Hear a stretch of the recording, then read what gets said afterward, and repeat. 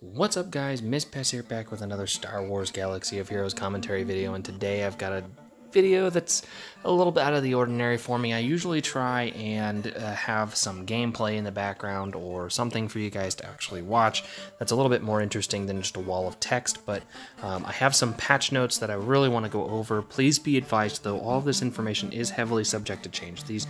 I'm going over these notes the night before they're supposed to go live, and they're still subject to change. So anything could change on this wall of text that I'm reading to you right now, mostly the location of characters that are coming out. There are some new events coming out in regards to Territory Wars. Territory Wars is no secret. They've had the open beta going on, so they're going to be running some new events that are going to help people kind of practice, I guess, attacking squads that are different from normal. I don't know, but they're going to be running these whatever they are for a little while, so look for those in your events. But anyway, starting on the 22nd, players will receive the first newsletter about Territory Wars, prelude to Territory Wars event to Imperial Retaliation. Basically, what they're doing is they're changing the name of the light side and dark side territory battles to Imperial Retaliation and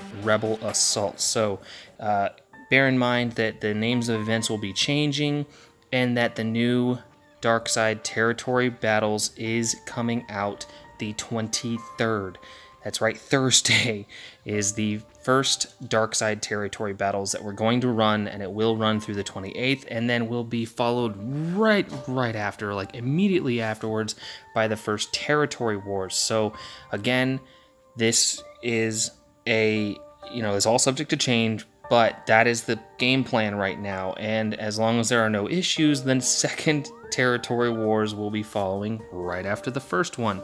I think Territory Wars runs on average around 3 days, so yeah, take that with a grain of salt. Until the end of the year, their plan is to run a territory battle, then 2 Territory Wars with at least a day in between each, so at least we'll get a day of breathing room before they just pile on these other events. They will be alternating territory battles between the Rebel Assault and Imperial Retaliation for the foreseeable future. That makes sense, obviously. Otherwise, what else are they going to do? So, Territory Wars. Yeah, so the new guild event, the pit your guild against, so basically, there are going to be a bunch of other game changer videos out there about Territory Wars, so keep an eye out for all of those videos coming out. I have a video coming out later, and we'll all be covering Territory Wars very deep in depth, so keep your eyes open, keep your notifications turned on for all of those videos regarding Territory Wars. Long short of it, it's interesting. I'll say that. It's interesting. So what we're all interested in, territory battles. They are finally, they're literally dumping darkside territory battles on us right now, just in time for Thanksgiving if you're in the US, and this holiday week, I don't know, this week, 2-year anniversary of the game coming out for all of you who don't celebrate Thanksgiving. So at any rate, so it is being called Imperial Retaliation and Rebel Assault, so that you can more clearly differentiate between the two. The territory battles Imperial Retaliation, Darkside Hoth has arrived. Starting this week, players will take on the mantle of the Empire as they crush a rebellion and destroy the hidden base on Hoth. Go figure. Oh, hey. Colonel Stark, the new character that was released today, Imperial Probe Droid, who was also released, General Veers, Snowtrooper, and Darth Vader are the new hero units that will be required for the special missions. So I imagine Darth Vader will be kind of like, Hoth Rebel Soldier or Hoth Rebel Scout. Snowtrooper, kind of the same boat. General Veers, obviously, probably going to be similar in that regard because he literally only has 3 stinking hard modes to farm. And then the Imperial Probe Droid and the Colonel Stark are the 2 new characters that are going to be farmable. Wherever they are dropped, wherever their shards are from, those are going to be the 2 guys that are going to be the, I believe, CLS and Rolo equivalent for Darkside territory battles, but then again, like I said, everything is subject to change. Some combat missions will require Empire, Imperial Trooper, or Bounty Hunter factions, so kind of like how we have the Rogue One, the Phoenix, nodes, I imagine that you're going to have Imperial Trooper and Bounty Hunter factions required for a couple nodes, so I need to start working on my dang Imperial Troopers. I don't even know if I have 5 Bounty Hunters, so this is going to be fun. The first 3 vertical slices have been curated, so I don't know what exactly that means. If they are making I don't know what that means. I'll have to get more clarification on that. Like I said, these notes were literally just dropped on us a few hours ago, and I just want to get this information out and covered for you guys. The special abilities you fought to activate in Rebel Assault, you'll fight to deactivate in Imperial Retaliation. So the Space Bombardment and the Ion Cannon, you're going to be fighting to disable those.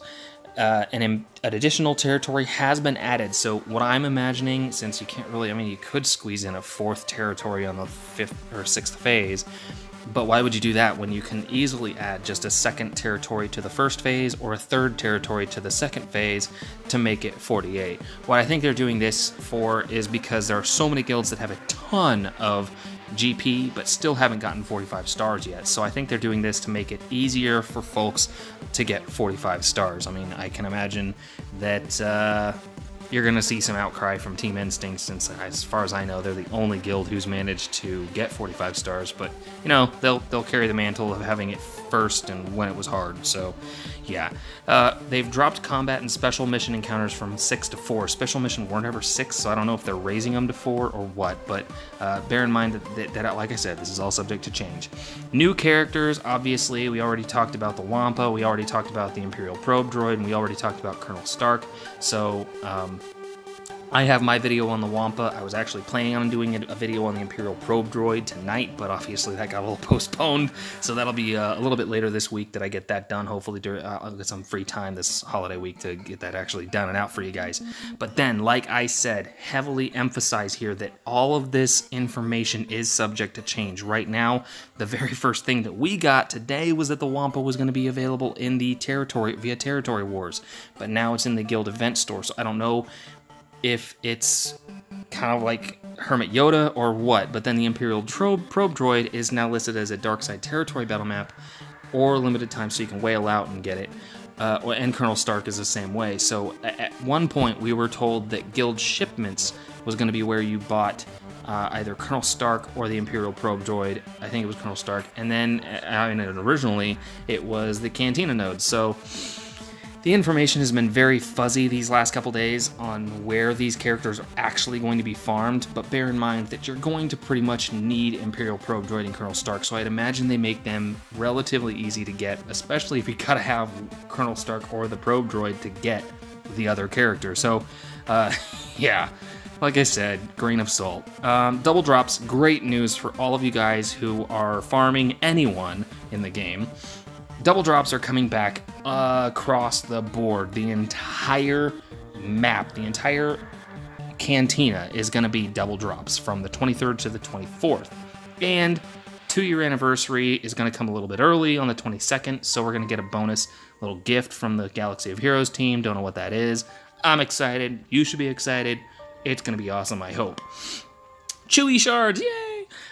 In regards to Chewie, Smuggler Chewbacca and Smuggler Han are being added to Cantina 8F and 8G, so that pretty much confirms to me that they are going to be needed for Rey's heroic journey. So my recommendations, drop whatever you're farming. This is my personal recommendation. Drop whatever you're farming on the 23rd and the 24th to farm Chewbacca and Han. I would recommend getting 1 to 4, then the other to 4. Basically bounce back and forth between the two so that you're getting each a star before you go to the other character. Then the new Night Sisters are also going to Chromium packs. Big whoop. In addition to PvE, the PvE shipments table has been updated. Shipments will now offer a wider array of gear and characters, and now have ship blueprints available for the first time. Hopefully that means that they've dropped the price of all the actual farmable characters to 50 crystals per shard instead of 80 crystals per shard, because let's face it, it's just obnoxious that you gotta pay that much for Director Krennic shards. And then, of course, they've got the typical whale packs coming back, and then the Imperial Command Bundle with Colonel Stark, That's going to be $9.99, $10 US, however that converts to your currency if you're international. Then the Imperial Probe Droid is going to have a similar pack with 40 shards each, kind of the same way Commander Han Solo had his. Captain Han Solo, sorry. Captain Han Solo had his little thingy going on. And then this monster, the Imperial Retaliation Bundle, 55 shards of Veers and Snowtrooper for $65. Okay.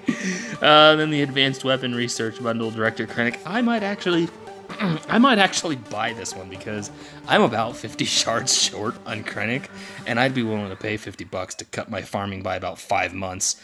The Guild Officer tools are also coming out, so if you've had a chance to play in the open beta, the tools are pretty cool. They're really, really handy.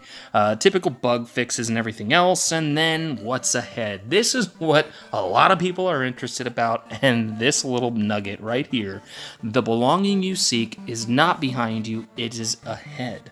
This is actually what Maz says to Rey in Episode 7, The Force Awakens, when she finds Luke Skywalker's lightsaber down in her basement. So, my opinion there, basically guaranteeing what we already know, Rey's heroic journey is coming, and it's coming soon. That about does it for this fire hose session of information, guys, but there was a lot of important information that needed to be covered, especially the information pertaining to Darkside territory battles. If you have any questions about any of this, please hit me up on the comment section below, via Twitter, or join my Discord server, where I'm sure the conversation will be hot and heavy. As always, guys, thanks for watching, like, favorite, subscribe, and I'll catch you later.